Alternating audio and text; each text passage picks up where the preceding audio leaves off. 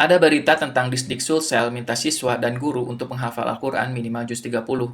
Dan ini ada akun bernama Denny Siregar di platform Threads yang menulis putasan nyinyir tentang program tersebut. Katanya, masih ada aja modelan gini, diketawain sama Cina.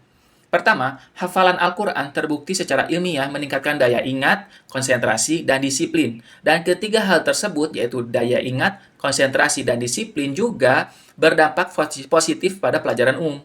Buktinya, banyak kok lembaga pendidikan unggulan di dunia Islam dan beberapa institusi modern memadukan hafalan teks untuk melatih memori jangka panjang.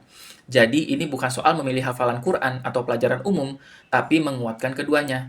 Lihat negara seperti Turki, Malaysia, bahkan beberapa universitas top di Timur Tengah, program Quran hidup berdampingan dengan studi sains. Bahkan di Indonesia, tidak sedikit santri yang hafal Al-Quran dan lolos ke kampus ternama, baik di dalam maupun luar negeri.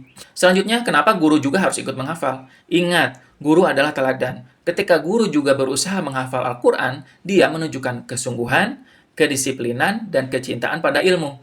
Dan hal ini memberi contoh nyata bagi siswa. Lagi pula, dalam sistem pendidikan berbasis nilai, guru bukan hanya penyampai materi, tapi pembentuk karakter. Dan Al-Quran adalah sumber nilai moral yang luar biasa. Nah, selanjutnya saya ingin membahas perkataan dia yang diketawain sama Cina. Begini, pertama, argumen tersebut lemah, yaitu mengukur martabat bangsa dari sudut pandang orang lain. Argumen tersebut malah mencerminkan mental terjajah. Kenapa? Karena bangga jika disanjung luar negeri dan malu jika dicibir. Bahkan soal urusan nilai dan agama sendiri. Padahal, kemandirian peradaban dimulai dari keberanian untuk percaya pada nilai-nilai sendiri, bukan sekedar meniru yang tampak hebat di luar. Kedua, justru Cina menghargai budaya dan nilai tradisionalnya. Kenapa kita harus minder dengan milik kita?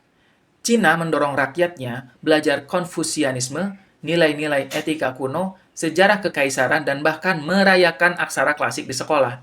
Dan apakah mereka takut diketawain Barat?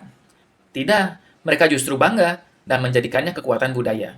Jadi, kenapa kita malah malu dengan Al-Quran, kitab suci yang terbukti membentuk banyak peradaban Islam selama ribuan tahun?